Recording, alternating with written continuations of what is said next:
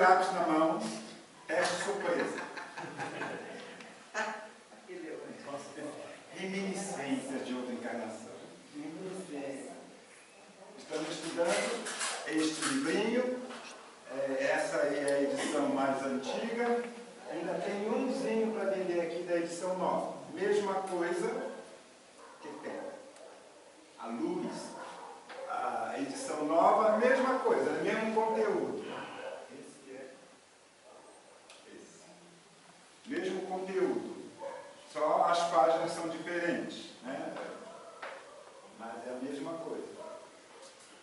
Já estamos há 5 quartas-feiras estudando isso tudo. Então, eu já fiz a divisão do estudo até janeiro. Até janeiro a gente alcança 1/3 do livro. Então vai mais de ano, né? E esse primeiro capítulo, que é fundamental para nós podermos compreender todo o restante, foi o mais dividido de todos. Por isso foi o mais pedacinhos do que os demais que virão. Tem capítulo que vão ser só 2 estudantes. Esses foram 5, né? Sim. Pegou os 5 ou pegou os 7? Pegou 5. 5 estudantes. Mas tem alguns capítulos que serão 2, outros 3. Mas esse era essencial que fosse assim.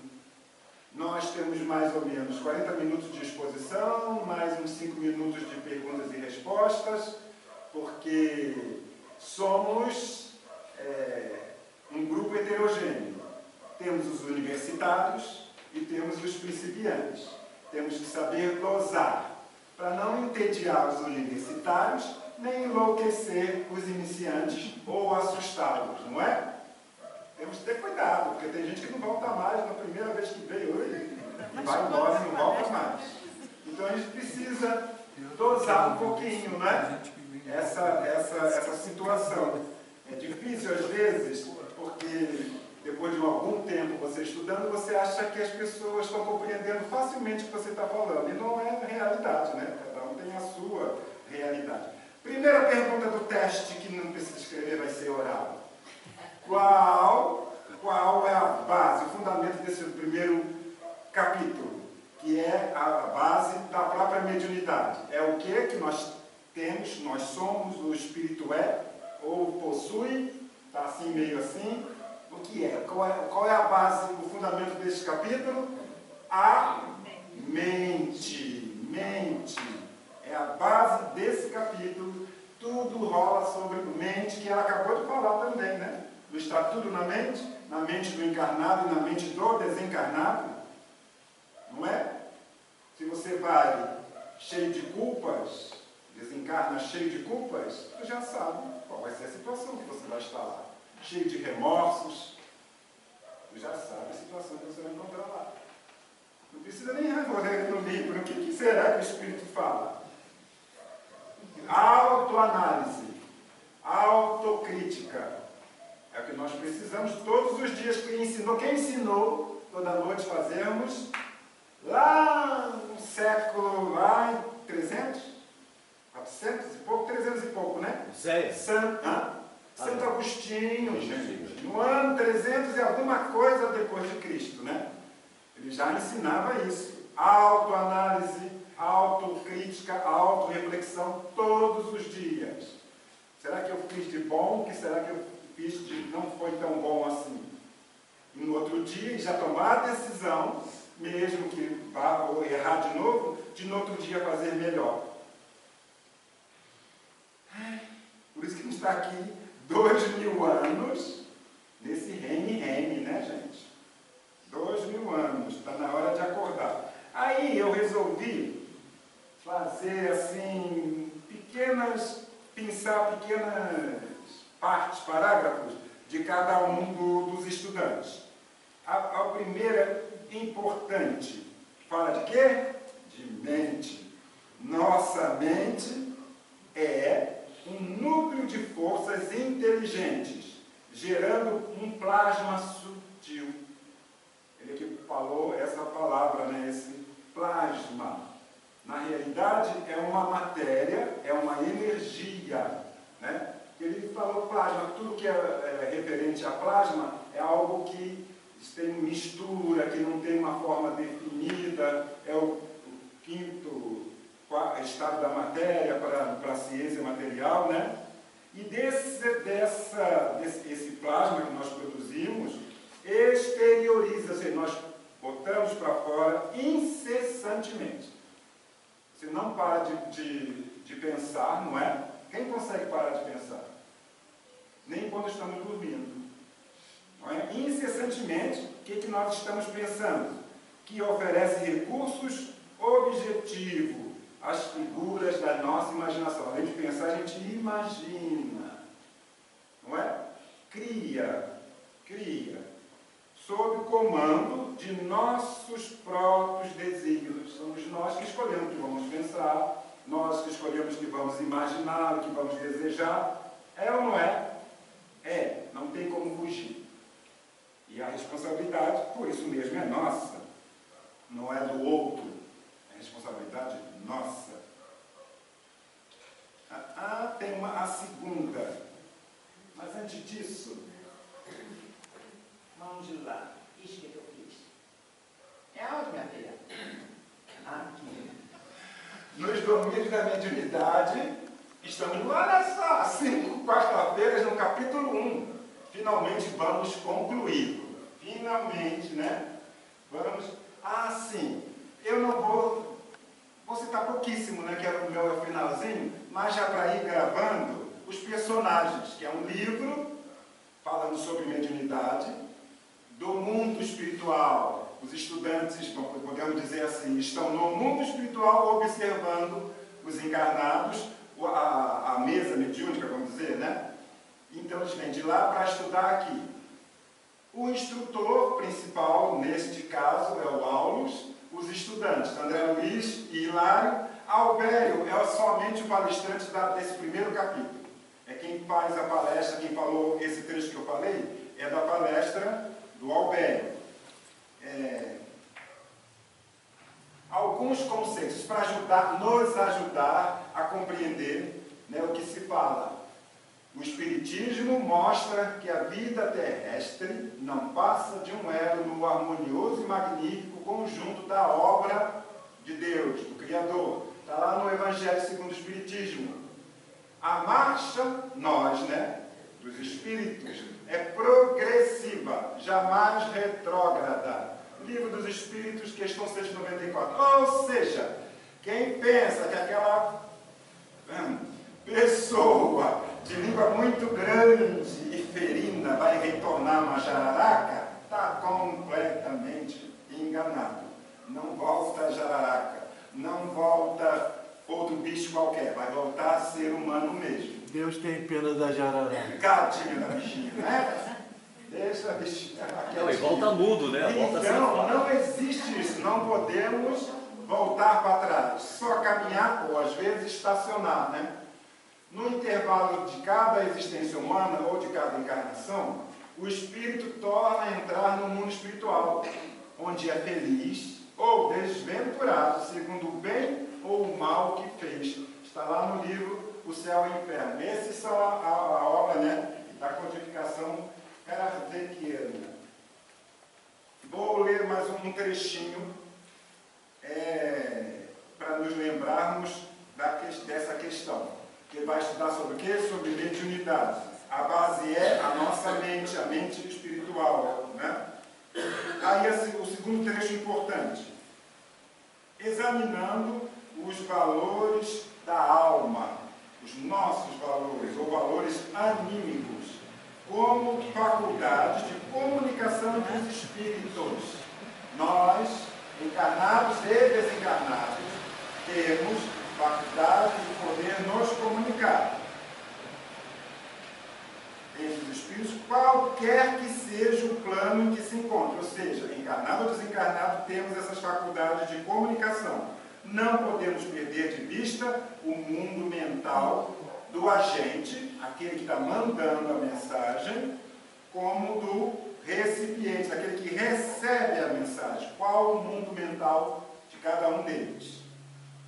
Porquanto, em qualquer posição mediúnica, a inteligência que recebe está sujeita àquilo que ela possui, os conhecimentos que ela possui, os sentimentos, onde vive a mente, onde vive o desejo, a vontade, tanto de quem manda a mensagem, quanto de quem recebe a mensagem. E isso cria limites. Né? Cria limites. Você tem certos... falta de conhecimento mesmo atrapalha a comunicação. Um espírito, podemos dizer, mais evoluído, em ciência, qualquer ciência, quer passar uma mensagem através de você, e você não sabe nada de nada, se você não é um médium, que nós veremos aqui, sonambúlico, um médium com a psicofonia totalmente inconsciente que eu digo, o espírito está à parte da pessoa, vendo, ouvindo, até se quiser, mas ele não toma muito pouca participação na mensagem que está sendo enviada. Mas se você não tem conhecimentos nenhum, esse espírito comunicante, por mais inteligente, por mais conhecimentos que tenha, terá dificuldade de, por nós, passar a mensagem. Porque você passa aquele pensamento na sua mente, o que é isso? Nunca ouvi falar. Né? Aí atrapalha os nossos bloqueios, qualquer tipo de limitação, seja ela do comunicante ou de quem está recebendo a mensagem, atrapalha essa mensagem, né? A qualidade da mensagem. Outra questão importante, em mediunidade, portanto, não podemos esquecer o problema de sintonia. Eu estou na Globo, você está na Tupi. Não tem, né? Não tem como. Eu sou velho. Eu tenho rádio Globo, né? E não tem como. Vamos ajustar o dial. Olha, falei bonito, viu? Agora, ajustar o seletor para que haja sintonia. Não tem como, se não for assim. Então, essa questão é outra questão importantíssima. Estar em sintonia. Estou aqui pensando, eu esqueci a panela de feijão no fogo. Não é? Será que eu fechei o gás? Será que eu não fechei o gás? Fechei a porta, não fechei a porta? Às vezes a minha mãe tem que pagar para César Bahia, para os filhos, etc. Está numa outra sintonia. Não é verdade? Então pensa que é fácil, minha filha? Não é fácil, não. Não é? É coisa de treino, é coisa de conhecimento, experimentar, conseguir se desligar. Não é? Desligar do dia a dia para estar em condições de receber a mensagem. Então não é nada fácil. Esses são os pontos básicos. E aí agora esse pedacinho é sobre os reflexos mentais, que ele falou antes. Procederam acertadamente aqueles que comparam o nosso mundo mental como um espelho. Os reflexos mentais, segundo a sua natureza, nos favorecem-nos a estagnação, ou seja, a paralisação, ou nos impulsionam a jornada para frente, ao progresso, porque cada criatura humana vive no céu ou no inferno que edificou para si mesma, nas reentrâncias do coração e da sua consciência, independentemente do corpo físico, porque independentemente do corpo físico, ou seja, encarnado ou desencarnado, está na mesma situação, porque observando a vida em sua essência de eternidade gloriosa, a morte vale apenas como uma passagem, uma transição entre dois tipos da mesma experiência no hoje perecível. Então a experiência é contínua, estando no corpo ou fora dele. Contínua, é imperecível, quer dizer, não morre. O espírito é imortal. Então pode dormir à vontade, adoro dormir. Adoro, sabe, meus soninhos, meus cochilos, tenho medo nenhum de morrer, porque eu sei que continuo, não é? Não acaba. Continuo o mesmo, só que fora ou dentro do corpo. Sendo espiritual não dá para esconder de mim mesmo, nem dos outros. Não dá para nos escondermos de nós mesmos. É a grande diferença.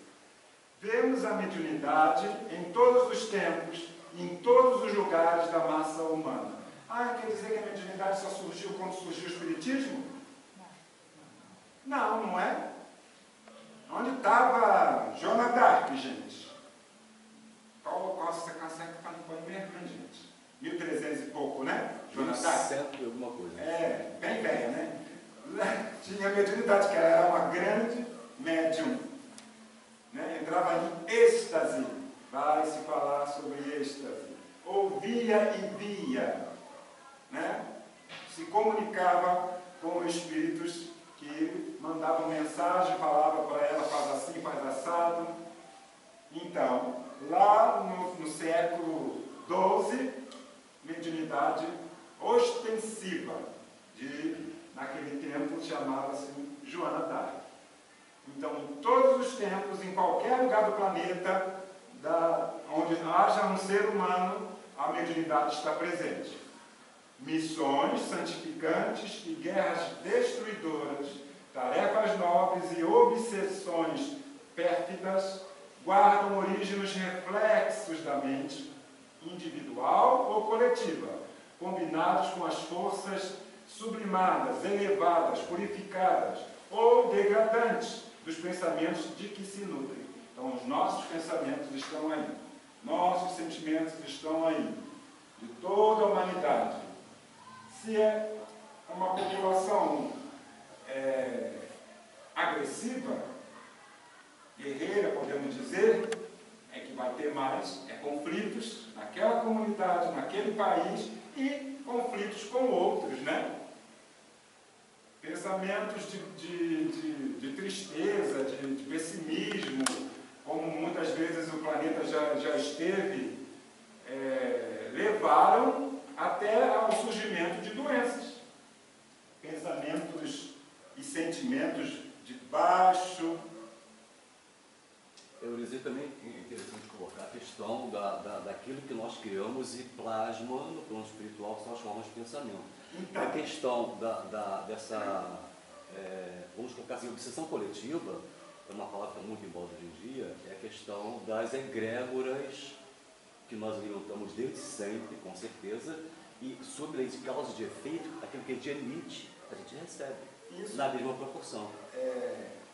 Foi o que falou aqui nesse número dos trechinhos que foi lido, e não interessa se estamos encarnados ou desencarnados. Não interessa, o pensamento continua a pensar, continua a sentir, e isso forma a nossa, como o André Luiz gosta de falar, psicosfera. Psicosfera do planeta. Os astronautas falavam, tá lentinho a Terra, azulzinha. Os espíritos elevados, quanta nuvem escura, quanta coisa escura cobrindo esse planeta ainda. Não é? E o que são essas nuvens, essas manchas escuras? É egrégora, é a fusão de pensamentos e sentimentos de encarnados e desencarnados, que nós, que criamos, nós devemos desfazer. É claro que Deus, Jesus, nos socorre. Tempestades são necessárias para quê? Para sanificar a atmosfera também. Tempestade, destrói a coisa material, mas ajuda a limpar a atmosfera, a psicosfera. Raio é coisa maravilhosa, não existe coisa melhor para limpar a atmosfera do que raio. O Brasil é um dos países que mais tem raio no planeta. Por que será, hein? Por que será? Não é? Outro é a Venezuela, um trechinho pequeno em comparação a todo o país. Na Venezuela é do mundo todo o lugar que mais tem raios e relâmpagos. Isso. E perguntas? Não, só uma colocação. Desculpa, eu estou interferindo bastante. Em nosso lar, existem aves chamadas íbices viajores, que elas se alimentam das formas de pensamentos criadas por nós, encarnados, e pelos próprios desencarnados que estão no umbral. Então elas sobrevoam aquelas localidades, aquelas regiões mais densas, e vão se alimentando dessas formas de pensamento ou dos reflexos da mente individual ou coletiva que nós projeta até lá. Falar em outro francês famoso, lembrando um francês famoso, Lavoisier, não é, minha filha? Lavoisier, nada se cria, nada se perde, tudo se transforma, tudo tem, né, uma utilização, faz parte, né, não vai se perder, e daí vai se purificando de alguma forma, com o passar do tempo, não é? A sabedoria divina. Saibamos, assim, cultivar a educação. A educação aí é em sentido amplo, a educação que é do comportamento de um para com o outro, né? Nosso comportamento onde quer que estejamos, assim como a educação moral e científica ou intelectual, podemos falar. Então, cultivar a educação no seu sentido amplo, aprimorando-nos cada dia. Pensar que cada dia temos esse compromisso com nós mesmos. Não é? Com nós mesmos. Porque pensar, ninguém está vendo, não vou estudar, não estudar nada. Que estudar? Já estudei tanto. Procurar saber mais o quê? Não é? Tem gente que pensa assim. Faz assim, para qualquer tipo de aprimoramento pessoal, como se a consciência futuramente vai cobrar mais quanto tempo que eu perdi. Não é? Se eu soubesse, teria aproveitado melhor o meu tempo. É o pior que sabia, né? Sabia, mas a gente não sabe, gente. A gente se engana tão facilmente. O auto, né? Auto-engano, auto-ilusão. É facílimo de nos enganarmos, né? E tem sempre alguém que gosta também. Vai falar mal da vida dos outros? Não é não? A força psíquica, nesse ou naquele teor de expressão, é peculiar, é próprio a todos os seres. Todos. Mas não existe aperfeiçoamento, nesse caso especificamente, falando de mediunidade, né? Sem purificação da individualidade. Vamos crescer mediunicamente, crescer, ou seja, cada vez um melhor instrumento. Pensemos assim, esse crescer mediunicamente não é se tornar um bambambam, não é? Não é querer ser aquele que se projeta famoso. Não, não mesmo. É purificar, é elevar, é sublimar sentimentos, né, os próprios pensamentos, para que seja cada vez mais um instrumento melhor, mais propício, né, a servir aos bons espíritos. É contraproducente intensificar a movimentação da energia sem disciplinar-lhes os impulsos. Lidar com alta tensão. Todo mundo aqui está apto a lidar com alta tensão? Fios, estou falando de fios mesmo, né? Lidar com energia? Claro que não, vai virar churrasquinho a maioria, né? Se tentar. Não temos qualificação para mexer com energia elétrica, alta tensão. Vamos tocar uma lâmpadazinha, uma tomatinha, tudo bem. Mesmo assim ainda leva choque, né? Vai mexer em alta tensão sem saber. E mesmo sabendo, os acidentes acontecem. É o que ele está falando ali. Não adianta termos grande capacidade, não sei se a palavra certa é essa, mediúnica, se não sei lidar com meus impulsos, com meus pensamentos e sentimentos, vou só causar estrago, prejuízos a mim mesmo e possivelmente a outros. Deus não dá asa à cobra, vamos simplificar, não é? Não dá, então somos nós que precisamos melhorar e para poder receber, e nós de certa forma recebemos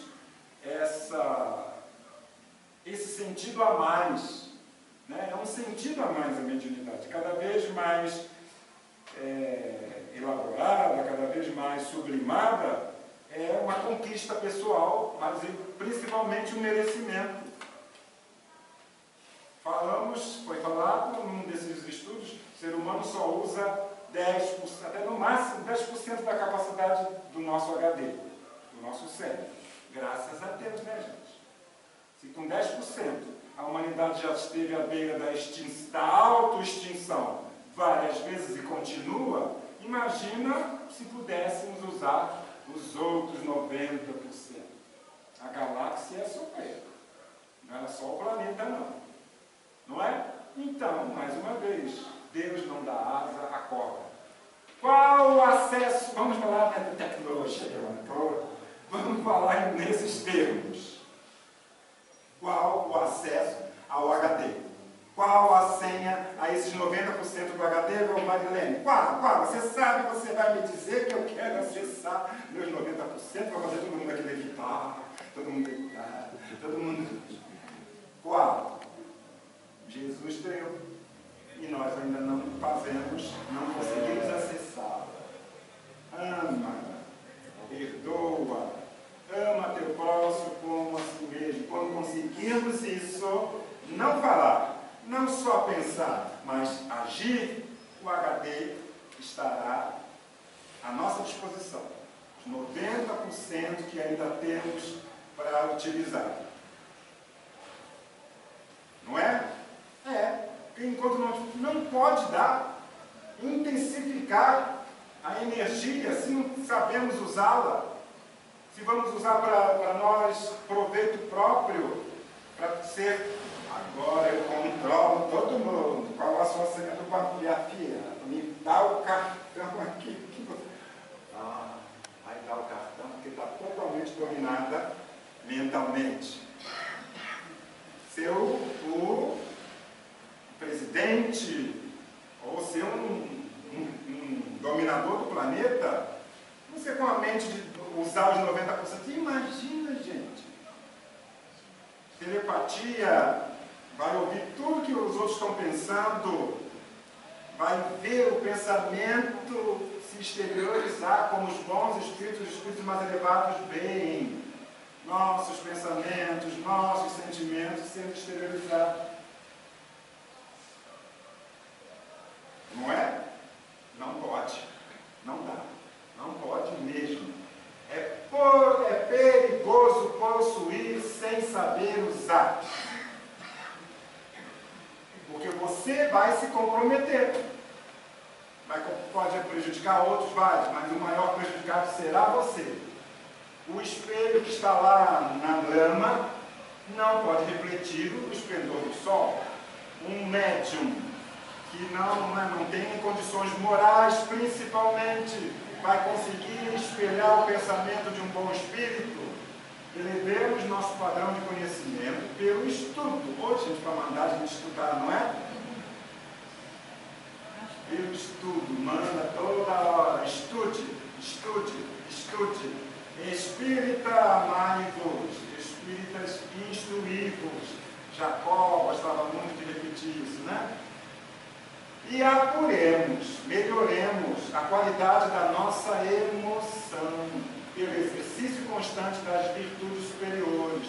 Nos propomos recolher a mensagem das grandes almas, dos grandes espíritos, da nossa, até isso temos que lapidar, né? Qualidade das nossas emoções. Quem vive à toa, sentindo raiva, à toa, fica magoando, não consegue, né, perdoar, não tem, é um espelho que pode estar mais ou menos sujo, mais ou menos em condições de refletir esses pensamentos, esses sentimentos, as mensagens dos bons espíritos. Não é? Responsabilidade. E responsabilidade não só dos médios ostensivos, mas de toda a humanidade, para que possamos refletir cada vez de forma melhor, mais aperfeiçoada, os ensinamentos de Jesus e de outros mestres que aqui estiveram procurando ajudar a humanidade a progredir, a evoluir. Perguntas. Sem pergunta, gente? Não posso.